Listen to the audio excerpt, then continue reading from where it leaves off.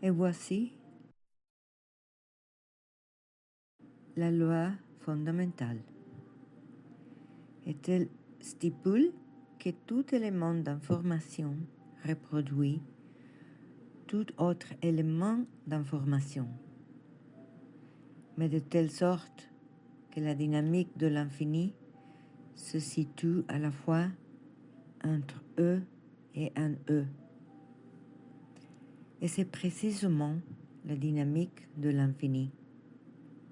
J'ai identifié une caractéristique très importante, technologiquement très importante, parce que quand une personne travaille et croit que c'est son signe individuel, c'est la dynamique de l'infini.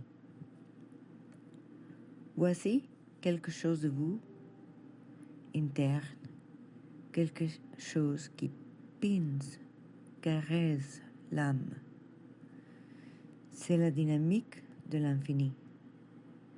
Si vous pincez l'âme,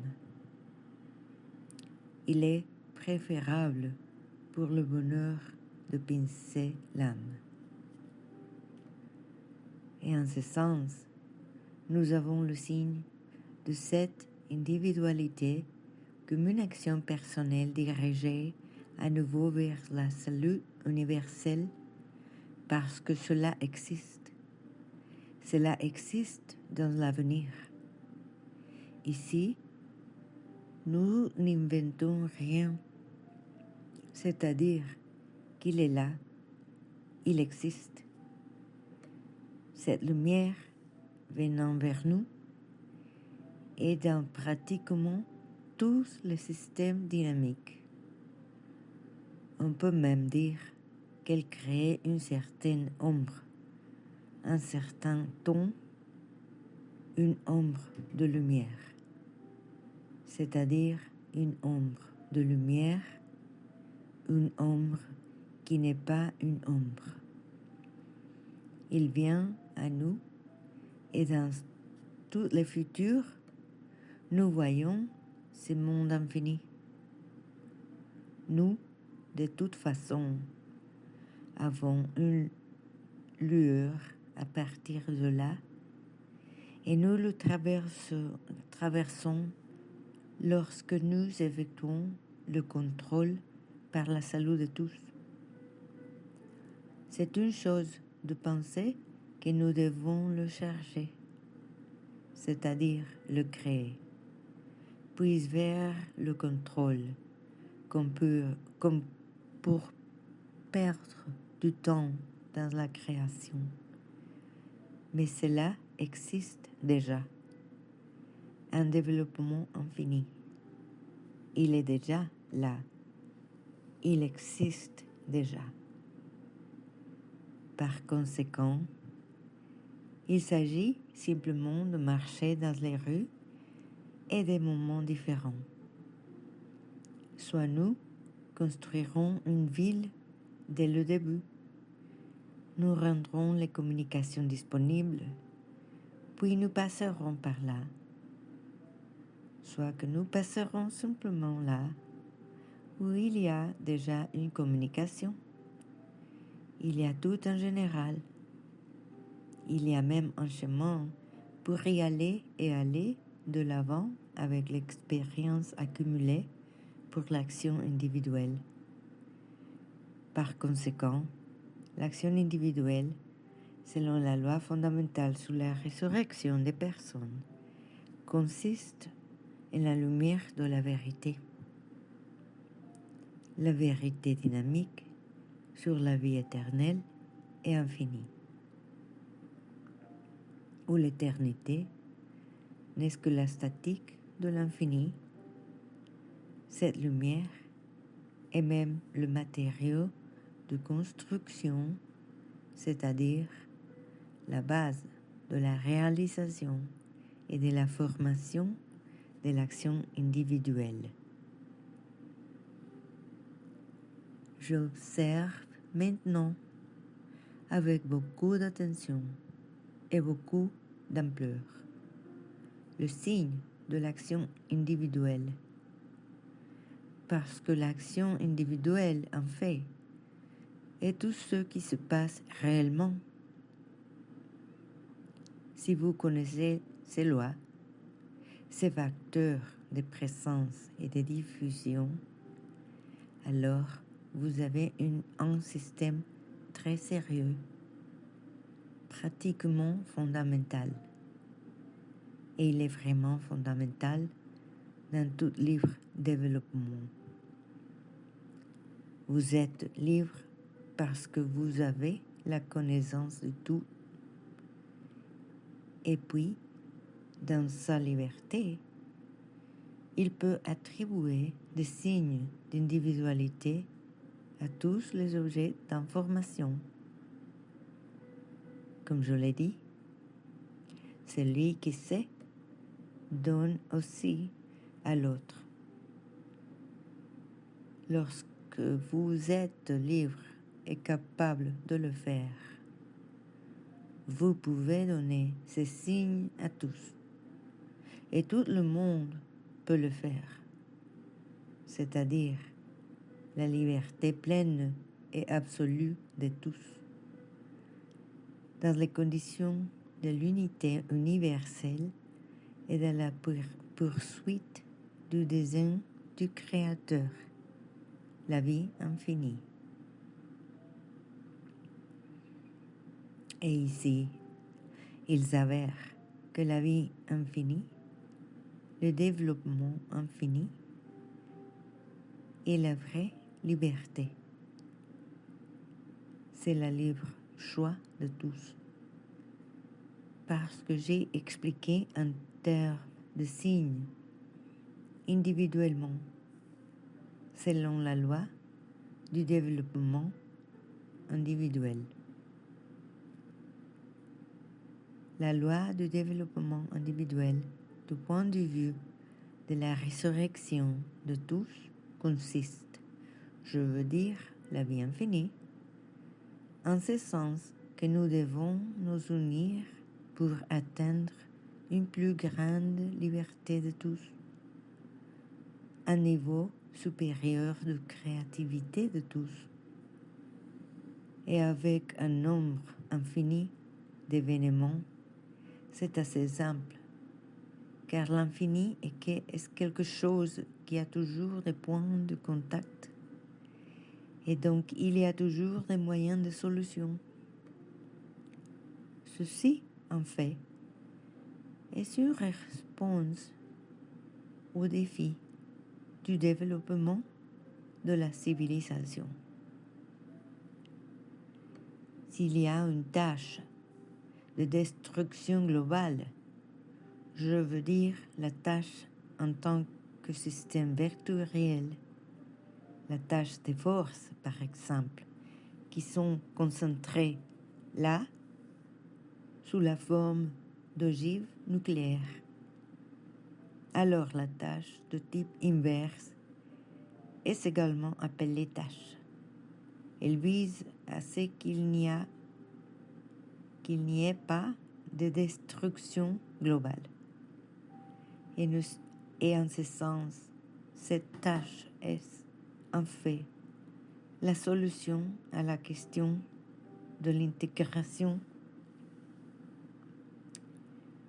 Ici, si nous considérons la partie où j'ai dit quelle est la raison de cette situation dans laquelle il y a des systèmes de destruction globale, voici une réponse dans cette partie dont je parle maintenant. Et cette réponse est une sorte de loi fondamentale. Nous résolvons nos affaires de telle sorte qu'elles soient intégrales, universelles et fournissent un développement infini, semblable à la loi de développement du Créateur. Comme le Créateur se développe quand il est partout et toujours, il se développe à l'infini. La réponse est très simple et logique. Elle est sous forme de pensée. Et lorsque vous apprenez à faire des formes pensées, un test absolu de contrôle de la réalité, le passage à l'action au niveau physique sera simplement un élément technique. Mais je l'ai en fait démontré maintenant en termes de constantes de contrôle du monde universel. Et comme vous l'avez peut-être remarqué, j'ai introduit une composante de réflexion. Par conséquent, si je peux le penser, alors cela au moins existe, à tous les mois. L'existence est unique. Parce que je pense à un lieu, donc elle est stable.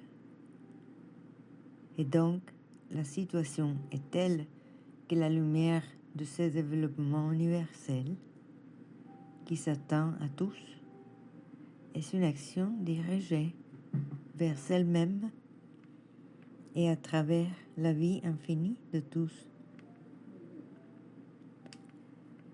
Quand je dis que la macro-régulation ou sauvetage doit d'abord être effectuée et ensuite le contrôle individuel, alors toute action d'un caractère particulier est de toute façon liée à tous les éléments de la réalité. Et par conséquent, ils s'avèrent de votre action, c'est-à-dire ce que vous manifestez sous forme d'action, sous la forme d'un certain niveau de contrôle, disons. Ce niveau est tel que vous avez devant vous une version pratiquement unifiée, généralisée et complète de la réalité. Où est le Créateur? Il y a votre pensée qui définit la réalité, disons, un fragment de la conscience collective qui en fait est la conscience créée par le Créateur de toute façon. Et si vous regardez vos actions de ce point de vue, toute action reproduite est à la fois recréée et créée par vous. Par conséquent, lorsque nous parlons d'un système de contrôle, par exemple, ou d'un système de perception basé sur ce que nous devons faire, c'est-à-dire résoudre les tâches du salut universel, les tâches qui correspondent aux objectifs du Créateur, ainsi que les principes de ces objectifs, parce que les objectifs réels, comme je l'ai dit ici, sont vus de manière tout à fait transparente. Quand il s'agit de l'action individuelle, nous voyons ici que dans l'aspect appliqué, lorsque nous appliquons ces lois dans le sens du contrôle, nous voyons que ces lois peuvent être appliquées différemment, mais toujours avec le même résultat. On arrive au développement infini, qui est l'élément de la résurrection, qui est le principe propre du développement infini. Et en imprimant une telle caractéristique sur la connaissance transmise à la résurrection afin que les ressuscités évoluent éternellement et les différences disparaissent. Mais il est clair pourquoi les différences de ces contextes disparaissent. Parce qu'au départ, tout est là, c'est-à-dire que personne n'est différent de quiconque dans quoi que ce soit en principe. Et par conséquent, lorsque nous introduisons le principe de la conscience collective dans l'aspect social de la société, dans le sens où nous les manifestons simplement dans un ordre secondaire, il se trouve là où nous voyons la véritable volonté du Créateur. Il est là, et le désir, c'est-à-dire qu'il a été créé comme cela et il agit comme cela. Et nous devons donc faire de même. Le principe est très simple, tout à fait compréhensible, donnant une réelle liberté à chaque individu et donnant aussi un assez bon niveau que si nous le regardions du point de vue du principe, du niveau de réactivité au système, parce que si par exemple nous considérons ce principe d'un autre point de vue, c'est-à-dire le principe établi comme principe, par exemple, du développement de la vie infinie, et nous les considérons dans l'autre sens, en allant de l'universel au particulier. Alors, chaque élément de son action, c'est-à-dire chaque élément de lumière, contient en principe le niveau d'universalité. Mais lorsque nous passons au niveau individuel, c'est-à-dire si par exemple nous observons le système universel, alors les paramètres fondamentaux peuvent être multiples, mais avec le système individuel. Seule la loi fondamentale fonctionne, dans ce cas, en développement infini. C'est-à-dire que lorsque vous connaissez la loi fondamentale, alors vous avez un statut infini. Bien sûr, par exemple, le système de principe ou le système méthodologique, un système de contrôle, un système universel, nous donne des caractéristiques souvent très utiles ou, s'il s'agit d'une technique, ou s'il existe un système de contrôle spécial à travers la conscience, alors nous obtenons une action dynamique basée sur certaines technologies. Mais quand vous connaissez les lois fondamentales de la vie infinie, vous saurez toujours que la tâche est seulement de trouver une personne infinie et avec cela, vous vous calmez. C'est-à-dire que cette tâche est assez simple. Par exemple, disons qu'il y a un grand parc où une personne qui est assise quelque part et vous pouvez marcher dans ce parc pendant une longue ou pendant un petit moment. Mais de toute façon, il est assis quelque part et vous finirez pour le trouver.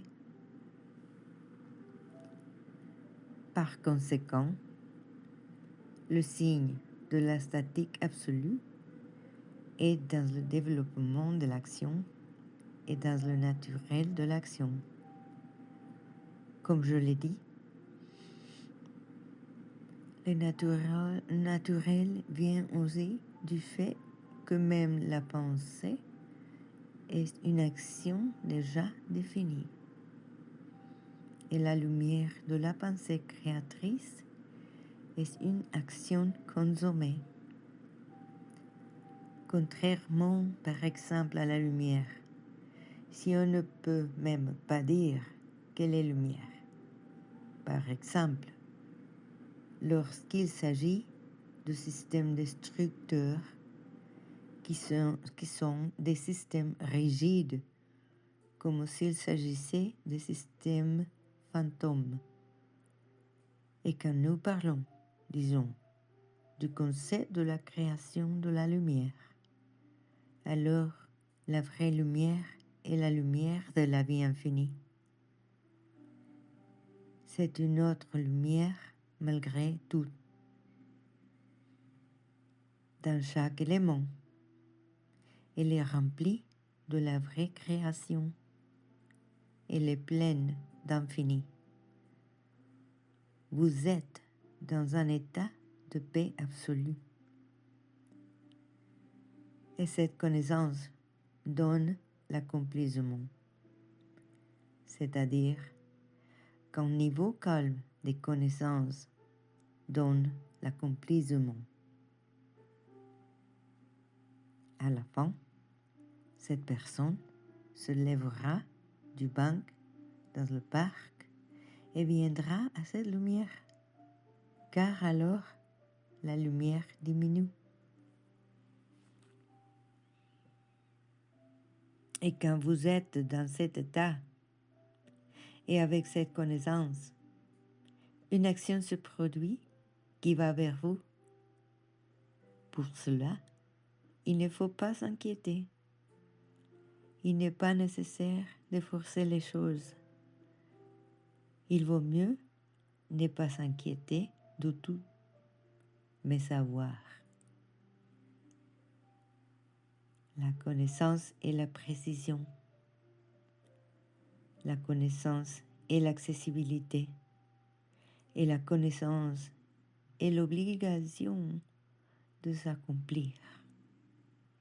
Dans une certaine compréhension absolutisée de l'image du monde, du point de vue du développement infini. Et maintenant, j'ai donné d'une part des arguments logiques qui ont un système de prévu absolu du point de vue du développement infini, de preuves. Vous pouvez voir que si vous observez un système logique, il y a bien sûr un principe de contrôle, c'est-à-dire que je regarde la réalité telle qu'elle est et transmets cette connaissance, ainsi que le fait que le contact du système logique avec la réalité montre que la pensée logique contient déjà l'action, à l'origine la mienne. Il les contient. Je vois le système environnant, donc, même logiquement, quand je pense de toute façon, je suis présent dans la réalité, et tout le monde est également présent. Par conséquent, dans la réalité, et tout le monde est également présent. Par conséquent, la pensée logique a souvent, et en matière de résurrection, d'une manière presque univoque, en particulier dans les systèmes de résurrection à grande vitesse, une nature fixe très rigide.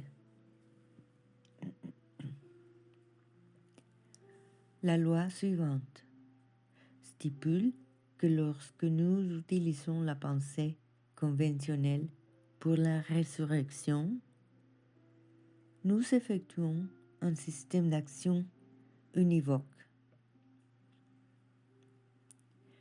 Notez que souvent vous ne pensez pas, disons, d'une manière multifactorielle, et dans le cas de systèmes de résurrection rapide du point de vue de la vie infinie, il s'avère qu'il existe un principe de niveau multifactoriel du point de vue de la ramification de la pensée. Mais si vous regardez le caractère logique et le développement de la pensée, vous pouvez voir que la nature est cohérente. Et puis, il s'avère que toute pensée conduit à la résurrection du point de vue de la vie infinie. Et il s'avère qu'il n'y a pas un tel paramètre ici. Qu'ici, il y a, pour ainsi dire, un certain mauvais chemin ou un mauvais système. Le monde est construit d'une manière si rigide sur ces plans que, comme je l'ai dit, la lumière qui vient du futur est comme s'il s'agissait d'un chemin droit. Le chemin du salut est très droit. Il n'est pas nécessaire, pour ainsi dire, d'y créer de nombreux systèmes d'une sorte ou d'une autre, dont le contrôle est très compliqué. Après tout, nous sommes déjà sauvés là-bas, dans le futur infini. Nous sommes déjà sauvés dans cet avenir par le simple fait de que cet avenir est infini. Donc il existe toujours, c'est-à-dire que nous sommes toujours dans cet état. Et de là vient la loi fondamentale suivante, qui est comme un résumé des lois précédentes, par exemple, sur le développement infini. Et la loi déclare que nous sommes toujours le salut universel et nos actions sont telles que nous l'atteindrons nécessairement.